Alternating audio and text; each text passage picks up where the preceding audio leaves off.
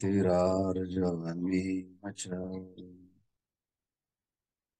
ज्ञानविज्ञानमास्तिक्यम् ब्रह्मकर्म स्वभावजम् शौर्यं तेजो तिरदाक्षम् युद्ध चाप्यपलानम् दानमीश्वरभावश्च क्षात्रकर्म स्वभावजम्। श्रीमद्भगवद्गीता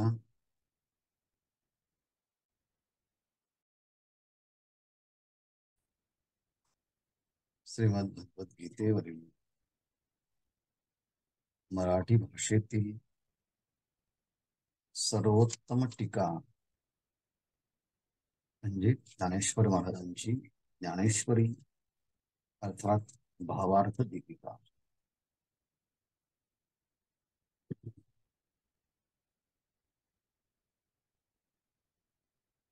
अध्याय क्रमांक 18 मोक्ष संन्यास योग, श्लोक क्रमांक 43 आणि त्या श्लोकाच्या अंतर्गत असणाऱ्या ओव्यांचं आज आपण चिंतन करणार आहोत।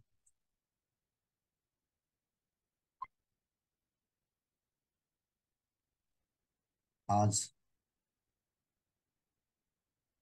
43 क्रमांकापासून सुरू होणाऱ्या ह्या श्लोकाच्या मध्ये क्षेत्रियाच्या ठिकाणी असणाऱ्या नैसर्गिक स्वभावाचं किंबहुना गुणांचं वर्णन प्रारंभ होत आहे।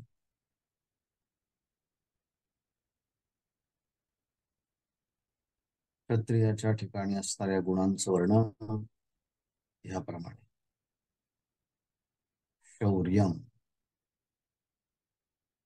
म्हणजे शूरपणा, लढण्याचं सामर्थ्य,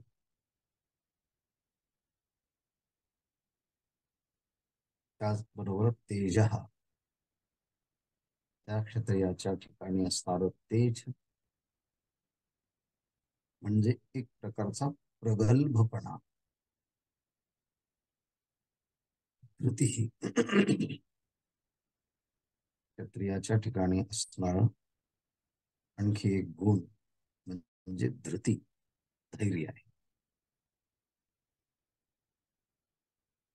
नंतर दाक्षम, दाक्ष म्हणजे दक्षता, कोणत्या समयी कोणत्या प्रसंगी कोणत्या पद्धतीने वागावं याचं अचूक ज्ञान जे आहे ते दाक्षम। कोणत्याही अनुचित प्रसंगी सामोरं जाताना त्या प्रसंगाच्या प्रभावामुळे प्रभावित न होता त्या प्रसंगालाही धैर्याने सामोर जाण्याची जी कुशलता त्याला दाक्ष असं।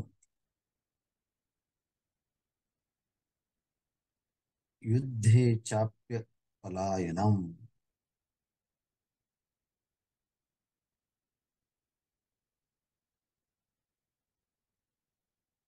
युद्धे अपि अपलायनम, युद्धे अपि अपलायनम, युद्धभूमीतून कधीही पळून न जाणे।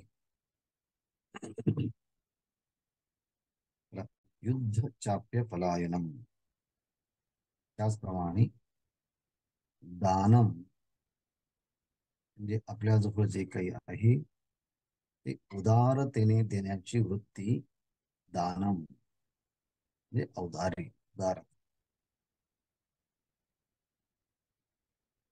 ईश्वर भावश्च,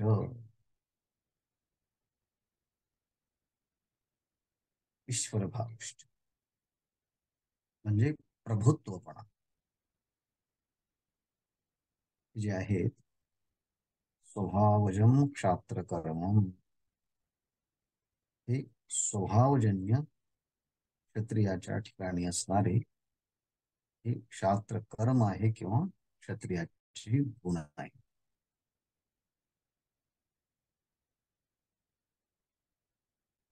ह्याप्रमाणे आपण पाहिलं की शौर्य म्हणजे एक वीर पुरुषाचा भाव, शूरस्य भाव शौर्यम.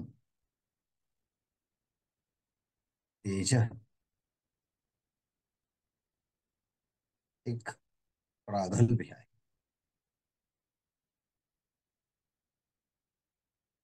त्या तेजाने मनुष्य कठीण प्रसंगी खचून जात नाही, उलट जोमाने तो त्या प्रसंगाला सामोरं जातो, असं असणार हे तेज आहे. नंतर धृती ही धैर्य. धैर्य म्हणजे प्राप्त प्रसंगी खचून न जाता, डगमगून जाता त्या प्रसंगाला सामोरं जाणं एक प्रकारचं धैर्य आहे. याप्रमाणे शौर्यम तेजो धृतिर्दाक्षम. दाक्षम दक्षस्य भावः सहसा प्रत्युत्पन्नेषु कार्येषु अव्यामोहेन प्रवृत्ती. अचानक एखादा विशिष्ट प्रसंग उपस्थित झाला तर त्या प्रसंगी घाबरून डगमगून न जाता त्याला सामोरं जाण्याचं जे काही कौशल्य आहे त्याला म्हणायचं दाक्षम. सहसा प्रत्युत्पन्नेषु कार्येषु अव्यामोहेन प्रवृत्ती. युद्धेचाप्य पलायनम युद्धेच अपि अपलायनम म्हणतात. अपरांगमुखी भाव शत्रूस्य. शत्रूला पाठ न दाखवणे म्हणजे मागे परत न येणे, शौर्य आणि त्याबरोबर लढणे. दानम देय द्रव्येषु मुक्त हस्तता. जी वस्तू देण्यास योग्य आहे ती वस्तू मुक्त हाताने देण्याची जी वृत्ती, त्या वृत्तीलाच या ठिकाणी दानम.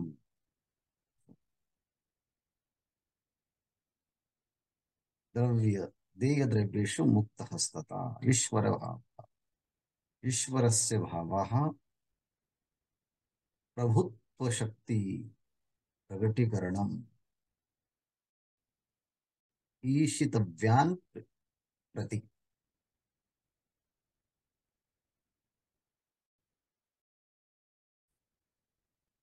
ईश्वर भाव म्हणजे प्रभुत्व शक्ती, सगळ्या परिस्थितीवरती एक सत्ता गाजवण्याचं सामर्थ्य, बल. हे क्षात्र कर्म आहे. क्षत्रियाच्या कुळात जन्माला आलेले नैसर्गिक गुण आहे. असा हा 43 क्रमांकाचा श्लोक क्षत्रियाच्या गुणांचं वर्णन करणारा हा श्लोक.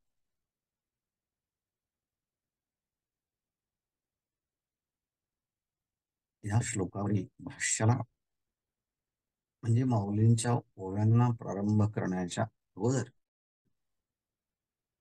सहजच एक प्रश्न आपल्यास निर्माण होईल. आज नाही म्हणतो, उद्या होईल किंवा कधी अभ्यास करताना होईल. तो म्हणजे असा, आपण ज्या वर्णाच्या गुणांचं वैशिष्ट्य नुकतंच पाहून आलो आहे, म्हणजे क्षात्र कर्म ब्रह्मकर्म स्वभावजम, हे ब्रह्मकर्म आहे, ब्राह्मणाचं कर्म. आणि आता पाहिलं जे आहे क्षत्रकर्म स्वभावजम, क्षत्रियाचं हे स्वाभाविक कर्म आपण पाहिलं. आपाततः काय फरक दिसेल आपल्याला? फरक हा आहे, ब्राह्मण ब्राह्मण कर्म किंवा ब्रह्मकर्म यामध्ये विचार करत असताना 9 गुणांच्या वैशिष्ट्यांचा विचार केला आहे. शमो, दमः, तपः, शौचः, शांती, आर्जवम्, ज्ञानम, विज्ञानम, स्तिक्यम, ब्रह्मकर्म यामध्ये 9 गुणांचा विचार आला. 9 गुणांचं वर्णन. पण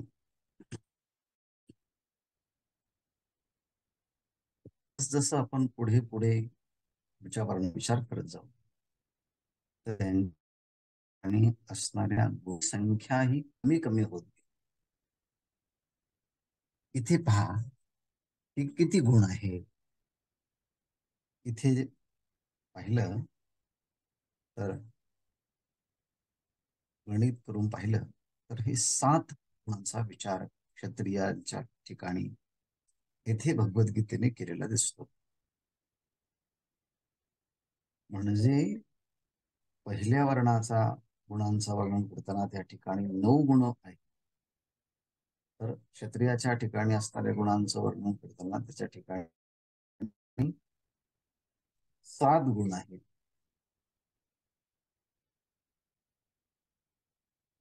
तसं पुढे पुढे जाऊ आणखी गुण कमी होत जातील. आणि शेवटच्याकडे आपण जर पाहिलं तर परिचर्यात्मकम कर्म शूद्रस्यापि स्वभावजम, एक कर्मापर्यंत येऊन ठेवला.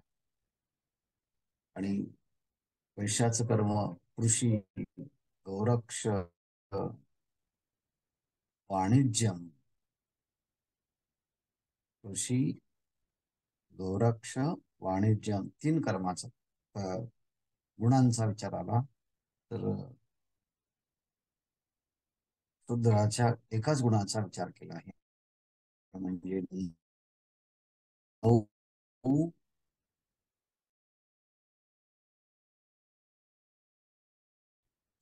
7,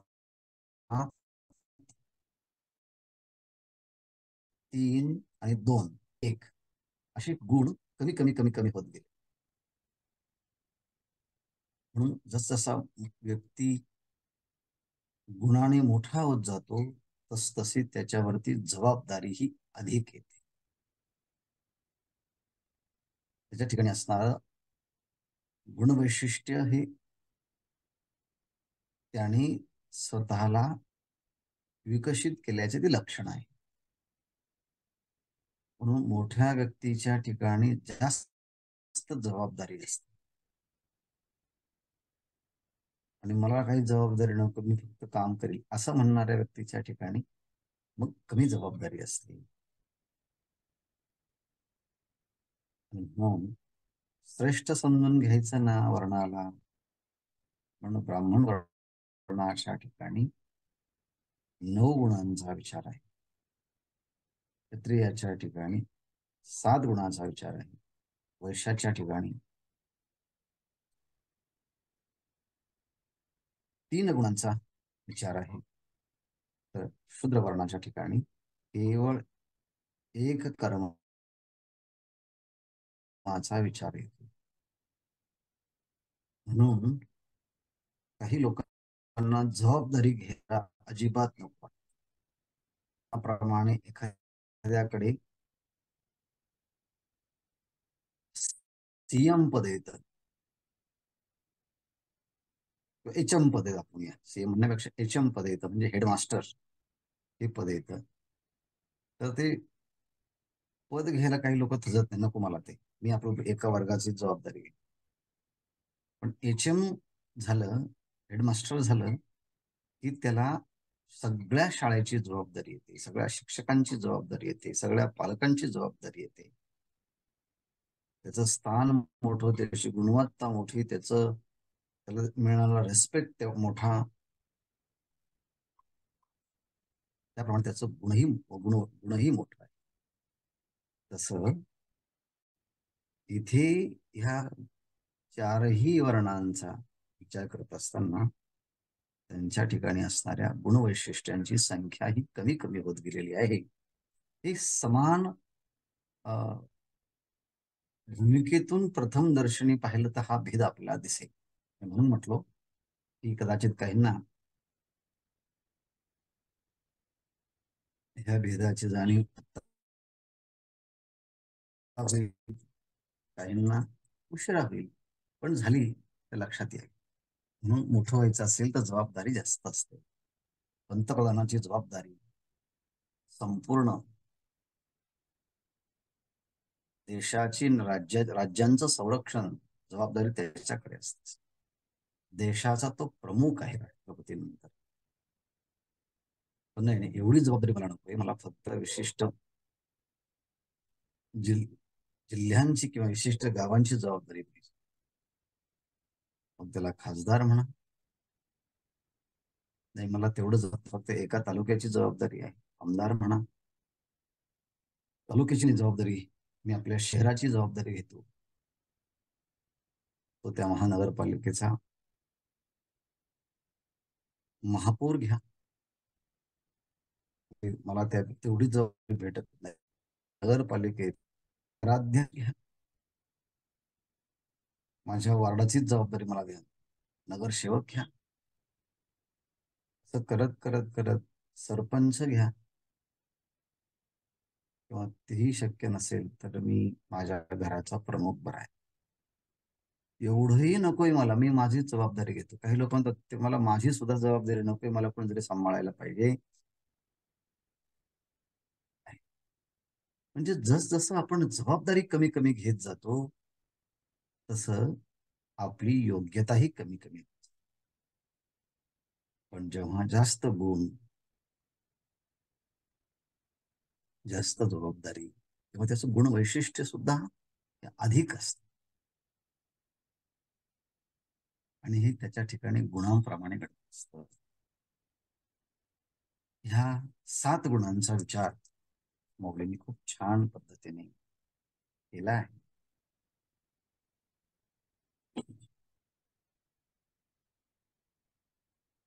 पहिलं गुण आहेत शौर्यम, शूरपणा. क्षत्रियाच्या ठिकाणी असणारा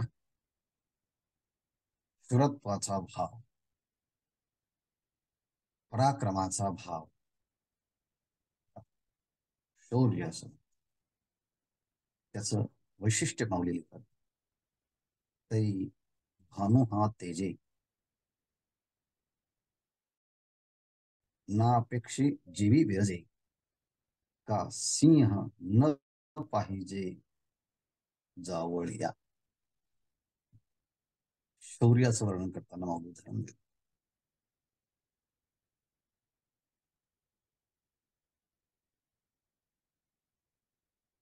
भानु शब्दाचा अर्थ आहे सूर्य. हा तेजे, सूर्याच्या ठिकाणी असणारा जो काही सूर्यप्रकाश आहे, त्या सूर्यप्रकाशाची जी काही गुणवत्ता आहे, जी काही विशेषता आहे, ती विशेषता प्रकाश इतका मोठा आहे, त्या सूर्याला प्रकाशासाठी पुन्हा कोणत्याही दुसऱ्या प्रकाशाची आवश्यकता नसते.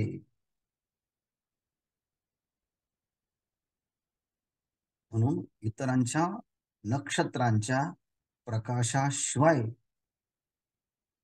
ज्याचा स्वतंत्र प्रकाश आहे, त्याला कोणाच्याही प्रकाशाची आवश्यकता नसते. हा तरी भानु हा तेजे, नापेक्षी जेवी विरजे. प्रकाशाच्या साह्यासाठी कोणाची अपेक्षा करत नाही. कोण? सूर्य. आणखी उदाहरण देतात. सिंह न पाहिजे जावळिया.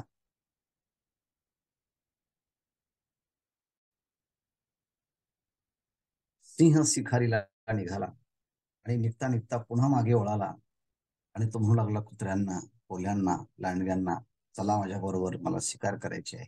असं कधी होईल? सिंह जावळ्या न पाहिजे. शिकार करण्याकरता सिंह कोणत्या आपल्या एखाद्या जोडीदाराची अपेक्षा करत नाही. ती तरी जंगलामध्ये पशूंचा समुदाय असला, सिंहाची गर्जना जरी ऐकली, सगळे दानाधीन. ज्ञानेश्वर महाराजांनी मागे एकदा लिहिलं आहे की चालत असताना उचललेला हत्तीने पाऊल आणि त्या क्षणी जर सिंहाची गर्जना ऐकली, त्या भीतीने तो पाऊल खाली टाकायचंच विसरून जातो. तोही मदनमुक्त हत्ती. तसा शौर्य पदाचं वर्णन करताना जसा सूर्य प्रकाशासाठी इतर कोणाची अपेक्षा करत नाही, सिंह शिकारी करण्याकरता कोणाच्याही साथीदाराची आवश्यकता नाही, एकटा तुटून पडतो. तसं क्षत्रियाच्या ठिकाणी असं एक सामर्थ्य, असं एक तेज असतं. पुढे अनेक जरी शत्रू आपल्या वर आक्रमणासाठी आले, तर एकटा सगळ्यांना भूत करतो. म्हणत नाही की आता माझं कसं. हा जो नैसर्गिक गुण आहे, त्याला म्हणायचं तेज, शौर्य म्हणायचं. ऐसा स्वयं जो जिवे लाठू, सहाय्य विण सुभटू, ते शौर्य गा जेत श्रेष्ठू पहिला गुण. ऐसा स्वयंभू जो जिवे लाठू, याप्रमाणे असा जो पहिला गुण आहे क्षत्रियांचा, शौर्य, हे शौर्य गुण अंगाने ज्याच्या ठिकाणी असतं, असा बलाढ्य, त्याला युद्ध करण्यासाठी कोणाचे साह्य घ्यावं लागत, असा जो भव्य दिव्य आहे गुणाने युक्त, त्याला शौर्य म्हणावं. आणि हा क्षत्रिय कुलोत्पन्नामध्ये सगळ्यात महत्वाचा पहिला गुण आहे. याप्रमाणे ह्या ओव्या, तरी भानू हा तेजे, नोपेक्षे जेवी विरजे, का सिंह न पाहिजे जावळिया. ऐसा स्वयंभू दुर्जिवे लाठू, सहाय्य विन सुभटू. शुभटू शब्दाचा अर्थ आहे योद्धा. सहाय्य विन सुभटू हा योद्धा आहे, पण कोणाचाही सहाय्य घेतल्याशिवाय त्याचं सामर्थ्य आहे. आणि सामर्थ्य कसं आहे? स्वयंभूच त्याच्या जीन्स मध्ये आला आहे, त्याच्या डीएनए मध्ये हा गुण, हा नैसर्गिक आलेला आहे. हा शौर्य, तेज. आणि सूर्याचे नि प्रतापे, उडीही नक्षत्र हरपे, ना तो तरी न लोपे, सचंद्री तीही. तेज, क्षत्रियाच्या ठिकाणी असं तेज असतं की, कसं तेज असतं? सूर्याच्या सामर्थ्याच्या पुढे कोट्यावधी नक्षत्र लोपून जातात. सूर्यप्रकाशाच्या सामर्थ्यापुढे कोट्यावधी नक्षत्र हे लोपून जातात. सूर्याचे नि प्रतापे, कोडीही नक्षत्र हरपे, कोट्यावधी सुद्धा नक्षत्र सूर्यप्रकाशाच्या पुढे ते लोपून जातात. पण सूर्य मात्र चंद्रासहित अनेक ग्रह नक्षत्रांच्या प्रकाशाने कधीच अभिभूत होत नाही. त्यांच्या प्रकाशाने कधी हा लोपला जात, ह्याच्या प्रकाशाने सगळे लोपले जातात. परंतु अनेकांच्याही प्रकाश आणि सामर्थ्याने याचं सामर्थ्य हे लोपलं जात. नेहमी हा सगळ्यांच्या मध्ये उठून दिसणारा गुणवैशिष्ट्यांचा हा शौर्य.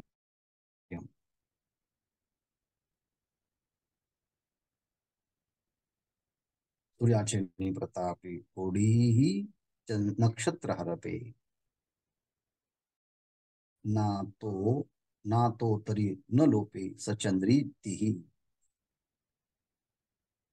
चंद्राच्या बरोबर कोट्यावधी नक्षत्रांच्याकडून ज्याचा प्रकाश लोपला जात नाही आणि सूर्याच्या प्रकाशाने कोट्यावधी चांदण्यांसही चंद्राचाही प्रकाश हा लोपला जातो. त्याला म्हणतात तेज. तर याच्या ठिकाणी असणार हा तेज नावाचा. सूर्याचे आणि प्रतापे कोडीही नक्षत्र हरपे.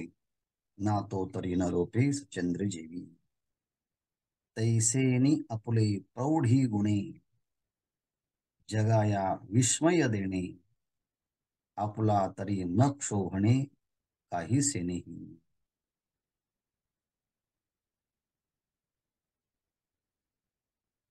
बघा, तैसेनी आपुले प्रौढी गुणे. त्याच सूर्याच्या प्रकाशाचं उदाहरण दिलं. तो सगळ्या नक्षत्रांना अभिभूत करतो, परंतु कोणत्याही चंद्रादी नक्षत्रांच्याकडनं तो अभिभूत होत नाही. उलट काय आहे, आपुलेनी प्रौढी गुणे. आपल्या ठिकाणी असणारे जे ईश्वर प्राप्त नैसर्गिक असणारे जे गुण आहेत, त्याची जी विशेषता आहे, त्याची विशेषता सांगतो. आपुलेनी प्रौढी गुणे. आपल्या ह्या प्रौढी गुणाने, अलौकिक असणाऱ्या सामर्थ्याने. प्रौढी गुण, गुण म्हणजे गुण, प्रौढी म्हणजे सामर्थ्य. अशा सामर्थ्याच्या गुणाने जगाया विस्मये देणे. संपूर्ण जगाला आश्चर्यचकित करून सोडणे, एक प्रकारचं संभ्रमित करून सोडणे. परंतु जगाच्या कोणत्याही महत्वाच्या पराभूत होत नाही, तो दबून जात नाही, तो त्याचा प्रकाश हा लोपला जात नाही, काळवणला जात नाही, असं आपण म्हणूया. म्हणून आपलेने प्रौढी गुणे जगाया विस्मय देणे. तरी आपुले न क्षोभणे काही सेनेही. काही जरी झालं तरी इतरांच्याकडनं न दबणं, पराभूत होणं व कोणत्याही कारणाने तो विकार होऊ शकत नाही, अस्थिर होत नाही. त्याचं सामर्थ्य हे कायम बलवान असतं. त्याला म्हणायचं एक अगळवड तेज आहे. शौर्यम तेजो. नंतर आहे धृती दाक्षम. धृती धैर्य. धैर्याचं वर्णन केलं तर दाक्षम.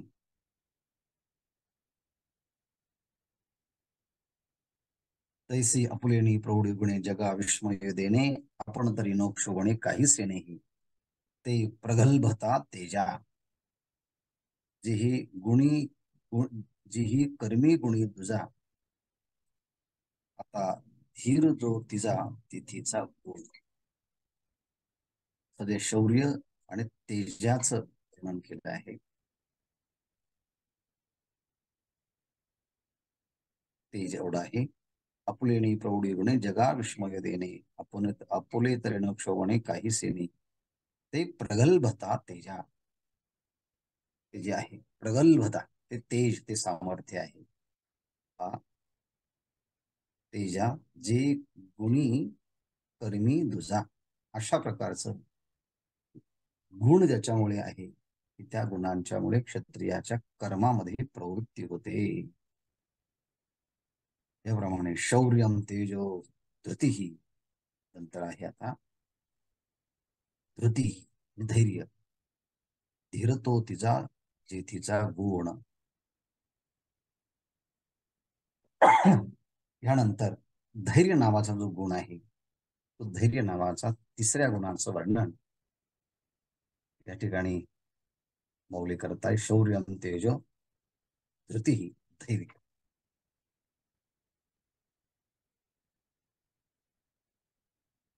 वरी पडली आहे आकाश, बुद्धीचे डोळे मानस,